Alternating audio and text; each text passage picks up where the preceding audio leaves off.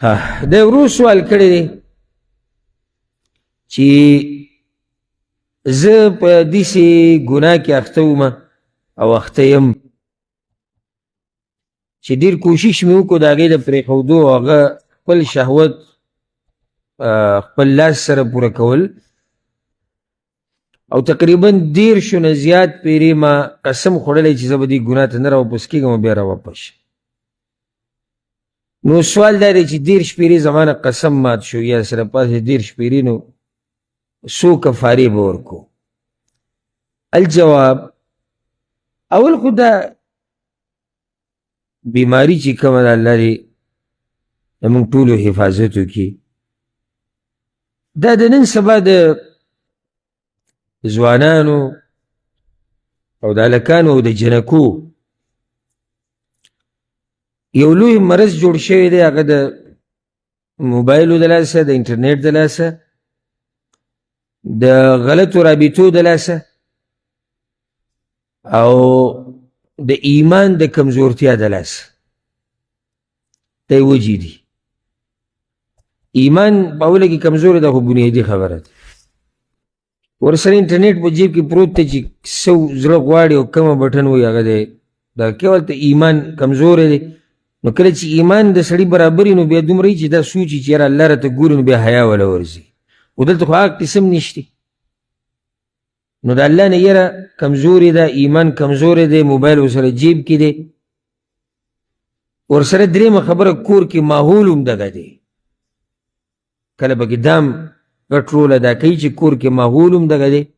مشران کشران هم ډیش ګوري، ټي وي ګوري، سندري ګوري، ډمان ګوري.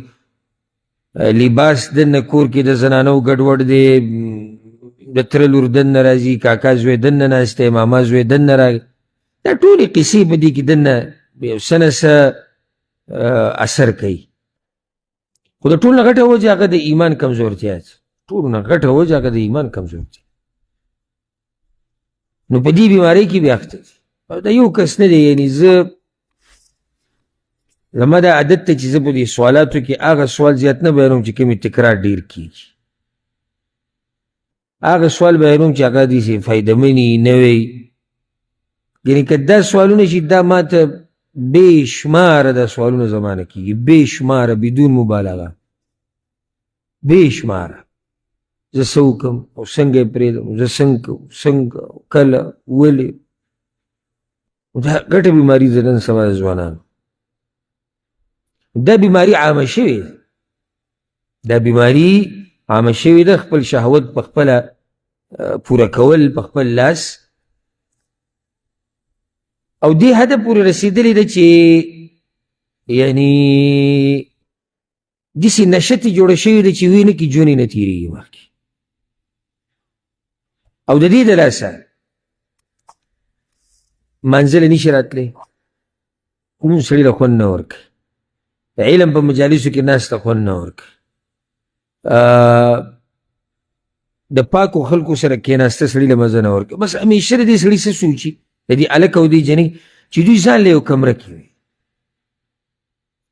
ځان له کمره کې وي، ورسره انټرنیټ وي، ورسره ټي وي وي او بس دغه مناظر، دا تصویران او دا قصې کته او دا ورته لګیا.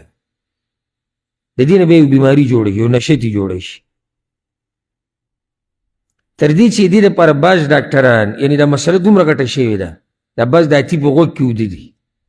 نه نوي حالات برابر دي، ته د اتي په غوږ کې اوده حالات برابر دي. ډاکټران اوس باقاعده دې دپاره علاج راویستی چې څنګه به یو سړی ځان د دې نشې نه منع کوي. دې نه نشه جوړه شو. زه هغې له نظم چې دې کې نقصانات څه دي او څه نه دي ډاکټري نظریې سره، هغه جدا مسله ده. موږ بعضو درسونو کې بیان کړي م دي چې تاسو اورېدلي. خو صرف دومره کافي ده چې دا کار د الله نافرماني ده. دومره پوره نه ده. که نور څه نقصان یې ته بیان کړم، د دې نه خوا بل غټ نقصان شتي. زه به داسې ووایم یو څو سیکنډو دپاره به یې ومنم ځه چې په دې کې بدني هېڅ نقصان نشتی. نو د دې به څه جواب کوو؟ دا چې الله وی مې کوو، دا چې پیغمبر منع کړی، دې سره به څه کوو؟ زه خو یم بدن دې پې زما که خرابېږي او که نه خرابېږي هغه وروستنۍ مسله ده. بنیاد کې دا مسله چې زما رب څه وایي، زما پیغمبر څه وایي. نو چې الله او د الله پیغمبر ته منع کړي نو دې کې زمونږ څه ده، زمونږ فایده ده که نقصان دی؟ ګور الله کیدی نشي چې الله دې په موږ باندې داسې کار حرام کړي چې په هغې کې زمونږ فایده او موږ ته پکې نقصان وي. دا نشي کیدی شي. الله موږ له د واده اجازت راکړی که نه دی؟ فایده پکې ده که نقصان دی؟ فایده ده. نو تا ته وایي څلور وکړه، څلور وکړه، ځکه چې څه دی پکې فایده ده خو نقصان پکې نشته. خو زنا مه کوه. اوس سوال دا دی چې الله ما د زنا نه منع کوي او راته وایي د څلورو ښځو سره واده وکړه، نو د څلورو سره چې زه واده کوم زه زنا ولې نه کوم؟ خو یو شی دی، نو ښځې دا دی او ښځه هغه ده. نه، یو شی نه دی.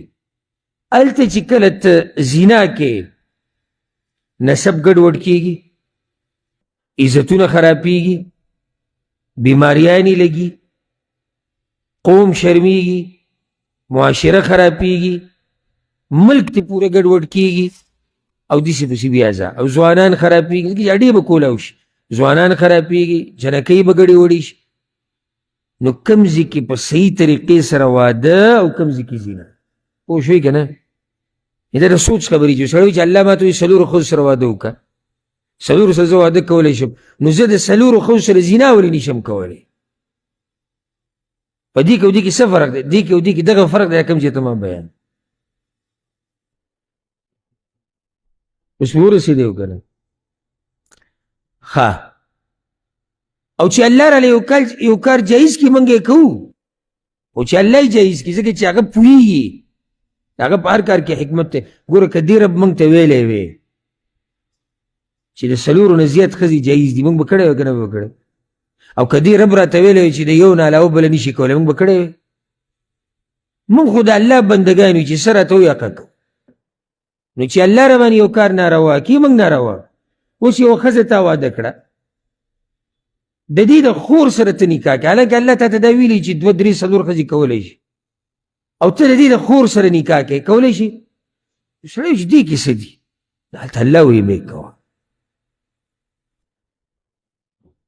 خو چې د دې د خور په ضد ته یو بله پردۍ ښځه راولي بیا جایز دي، ځکه چې څوک وایي جایز دي؟ الله. او د الله هر کار د حکمت نه ډک دی، حکمت نه خالي نه دی. په دې ځان پوه کړه. الغرض دا نس خبره رانه لږ اوږده شوه، خو دا د نن سبا یو غټه بیماري ده، ځکه مې په خبره ډېره وکړه. اوس ضرور الله دې ورته هدایت نصیب کړي سره زمونږه.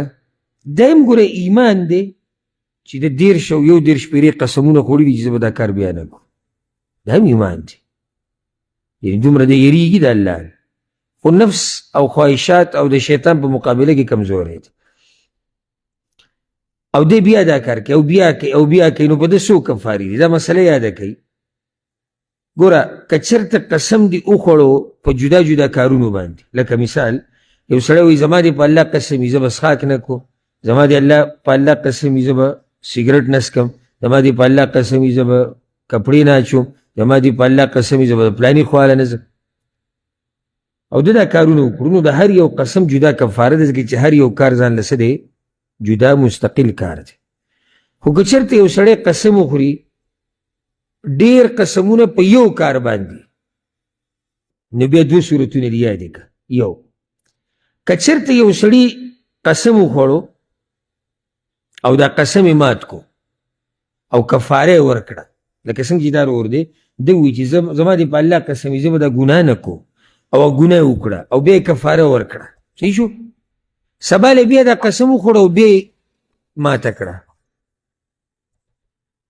قسم یې بیا مات کو، ګناه یې وکړه، نو په ده باندې بله کفاره شتي، ځکه چې هغه زړه قصه ختمه شو، هغه زړه د کفارې سره ختمه شوي. خو که چېرته داسې چې زما دې قسم وي زه به دا کار نه کوم او بیا یې وکړو، زما دې قسم وي زه به دا، او کفارې نه ورکوي، زما دې قسم وي زه به دا کار نه کوم، او زما دې قسم او بیا یې کوي او بیا یې کوي او بیا یې کوي او کفارې نه ورکوي او بیا کفاره ورکوي، په آخره کې د دې ټولو قسمونو به یو کفاره ورکوي.